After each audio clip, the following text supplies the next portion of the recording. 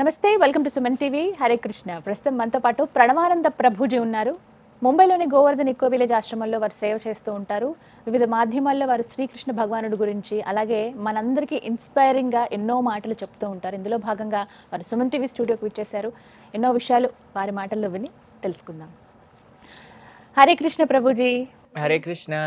Avira Women's Day special offer 50% off on IUI IVF valid till 8th March. Shivaratri పర్వదినం రాబోతోంది. అయితే ఈ సందర్భంగా చాలా మందికి ఎన్నో సందేహాలు. శివరాత్రి రోజు అసలు ఏం చేయాలి, ఏం చేయకూడదు, ఎటువంటి నియమాలు పాటించాలి, ఆ స్మరణ చేసేటప్పుడు కూడా ఎటువంటి స్మరణ చేయాలి, ఇలా రకరకాల ప్రశ్నలు అడుగుతూ ఉన్నారు. ఇందులో భాగంగా మీ సమాధానం అండి. శ్రీమద్ గోపీశ్వరం వందే శంకరం కరుణాలయం అశేష క్లేశహరం దేవం బృందారణ్యరతిప్రదం. మనకి బృందారణ్యంలో గోపేశ్వర్ మహాదేవ్ అనే ఒక ఆలయాన్ని మనం దర్శనం చేసుకుంటాం. బృందావనానికి క్షేత్రపాలకుడు అన్నమాట.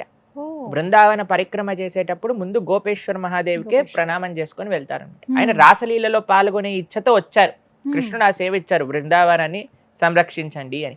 ఆయన అనుమతి లేనిది ఎవ్వరూ కూడా ఆ రాసస్థలి లోపలికి వెళ్ళలేరు అనమాట. ఆయనకి విశేషం ఏంటో తెలుసా, బృందావనంలో ఆయనకి ప్రతిరోజు గోపికలాగా డ్రెస్సింగ్ చేస్తారు.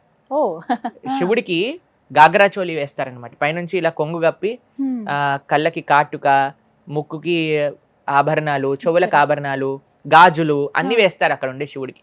గోపికలాగా ఆయన తయారయ్యి వచ్చారు. ఎందుకంటే కృష్ణుడి యొక్క సాంగత్యం పొందడానికి కోసం కృష్ణుడితో నృత్యం చేయాలి అని. కానీ ఆయన పరదా ఒకసారి ఎగిరిపోతుంది, అప్పుడు అందరికి తెలిసిపోతుంది శివుడు వచ్చాడు. అప్పుడు కృష్ణుడు అంటాడు, నువ్వు ఎలౌడ్ కాదు, నువ్వు ఇంకో సేవ చేయాలి అని క్షేత్రపాలక సేవని ఆయనకి ఇస్తారనమాట. కాబట్టి ఇప్పుడు కూడా మీరు చూసారనుకోండి ఎంత బ్యూటిఫుల్ గా తయారు చేస్తారు.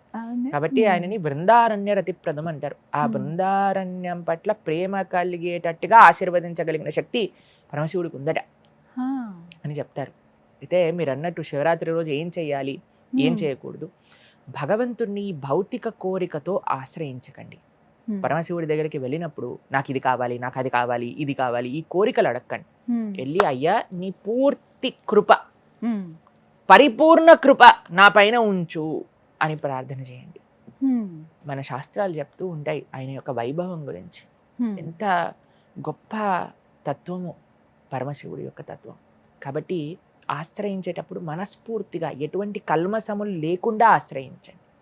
ఏ భౌతికమైన వాసనలు లేకుండా ఆశ్రయించండి. ఆయన పరిపూర్ణ కృప, నువ్వు ఏదైతే నాకు అన్నిటికంటే బెస్ట్ అనుకుంటున్నావో దాన్ని నాకు ఇవ్వు. చేయకూడని విషయం ఒకటి చెప్తాను. ఏంటో తెలిసిన అండి, మేము చిన్నప్పుడు చూసేవాళ్ళము, ఈ శివరాత్రి జాగరణల పేరుతో సినిమాలకి వెళ్తారు. మీరు చూసారా? ఇప్పటికీ ఉందా అలానే? ఇప్పటికీ అలానే. ఇది అన్నిటికంటే పరమ దారుణమైన విషయం. పుణ్యం కాదు, మహాపాపం చుట్టుకుంటుంది. ఎందుకు అని అంటే చూడండి, అదొక ఆధ్యాత్మిక శక్తితో సర్చార్జ్ అయిన సమయం అనమాట. ఎందుకంటే లింగోద్భవ కాలము అని చెప్తారు. రాత్రిపూట ఎలా అయితే కృష్ణుడు 12 o'clock జన్మోత్సవాలు చేస్తారో, శివరాత్రి రోజు కూడా రాత్రికి అభిషేకం చేసే పరంపర ఉందండి. ఆ సమయంలో సినిమా థియేటర్లో కూర్చొని చూపించే చెత్త అంతా చూస్తున్నారంటే ఎంత జాగరణ చేయమన్నది ఆ భగవన్నామ స్మరణ చేసుకోవాలి, ఏదో భజన చేసుకోవాలి, ఆలయంలో ఉండాలి, ఏదో ఒక ఆధ్యాత్మిక కార్యక్రమంలో ఉండాలి. సినిమా చూసి జాగరణ చేయమని చెప్పలేదు ఎవరు కూడా. కాబట్టి ఇలాంటి పనులు, తప్పుదాలు మనం చేయకూడదండి. చాలా తప్పిదాలు చేస్తూ ఉన్నారు.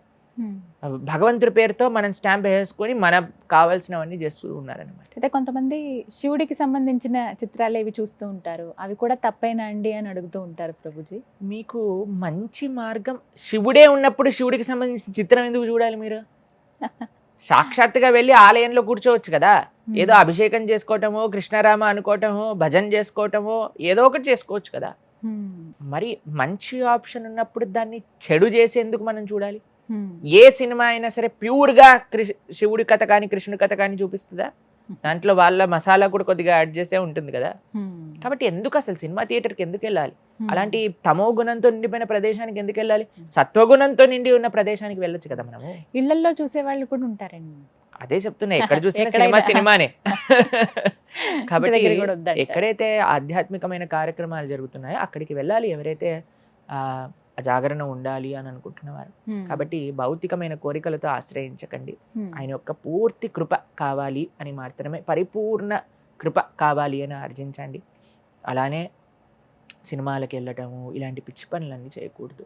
జాగ్రత్తగా మంచిగా ఉండడానికి ప్రయత్నం చేయాలి. అలానే కొంతమంది చెప్తూ ఉంటారు, శివుడు గాంజా తాగుతారు కాబట్టి మేము కూడా చేస్తాం. మీరు విన్నారా? ప్రభుజీ, నేను అసలు ఈ ప్రశ్న అడుగుదాం అనుకున్నాను. చాలా మంది అనే మాట ఇది, ఆ శివయ్యే తాగుతాడు గంజాయి, మేము కూడా ఆ తన్మయత్వంలో ఉన్నాం, ఆ శివయ్యని ఆశ్రయించాలనుకుంటున్నాము, శివనామ స్మరణ చేస్తూ ఉన్నాం, అందులో భాగంగానే మేము కూడా ఈ గాంజాయి తీసుకుంటున్నాం అంటారు. ఇది ఎంతవరకు కరెక్ట్? అంటే ఇవాళ రోజుల్లో చాలా మంది నుంచి ఆ మాట వింటున్నాం. ఫస్ట్ గాంజా తాగే ముందు వాళ్ళు చేయాల్సిన పని ఏంటి తెలుసా? శివుడు కాలకూట విషయాన్ని సేవించారు. అంటే మన లిటరల్గా చెప్పట్లేదు, కానీ పోలిక పెట్టుకోవాలి అంటే అన్నిట్లో పెట్టుకోండి. శివుడు గాంజాయి తాగుతున్నాడు అని నువ్వు ఒప్పుకుంటే ఆయన ఎప్పుడు అలాంటి పని చేయడండి. కానీ అలా పోర్ట్రే చేస్తూ నువ్వు నమ్మే కదా నువ్వు తాగుతున్నావు, అప్పుడు శివుడు విషం కూడా తాగాడు. తాగే శక్తి నీ దగ్గర ఉందా? కాబట్టి ఇలాంటి పిచ్చి పోలికలు మనం పెట్టుకోకూడదు అనమాట. ఆయన తత్వం గొప్ప తత్వం అయింది. నిమ్నానాం యథాగంగా దేవానాం అచ్యుతో తదా వైష్ణవానాం యథాశంభు పురాణానాం ఇదం తదా అని భాగవతం చెప్తుంది. కాబట్టి ఆయన పరమ సాత్వికమైన స్వభావమైనది. ఎప్పుడు కూడా భగవన్నామని చెప్తూ ఉంటారు. ఈశ్వర ఉవాచ శ్రీరామ రామ రామేతి రమే రామే మనోరమే సహస్రనామ తత్తుల్యం రామనామ వరాననే. ఎవరు చెప్పింది ఇది? సాక్షాత్తుగా ఈశ్వరుడే పార్వతీదేవికి చెప్పి. కాబట్టి ఎప్పుడు కూడా ధ్యానం చేస్తూ ఉంటారు. చూసారు కదా మీరు ఎప్పుడైనా శివుడు ఫోటో? కాబట్టి ఆయన ఎప్పుడు కూడా ధ్యానంలో ఉంటారు, ఎప్పుడు కూడా నామ జపంలో ఉంటారు. కాబట్టి అటువంటి ఆయనను తీసుకెళ్ళి ఈయన గాంజాయి తాగేవాడు, అది చేస్తాడు, ఇది చేస్తాడు, ఇలాంటివి. ఇదంతా ఏంటంటే అండి, మనిషి యొక్క సెన్స్ గ్రాటిఫికేషన్ని అథెంటిసిటీ చేసేయాలి అనే ఒక ప్రయత్నం అనమాట. కాబట్టి ఎప్పుడూ శాస్త్రంలో అలా లేదు, మనం అలాంటి తప్పిదాలు చేయకూడదు. మీ అందరికీ కూడా శివరాత్రి శుభాకాంక్షలు. చాలా చక్కగా వివరించారు ప్రభుజీ. హరే కృష్ణ. హరే కృష్ణ.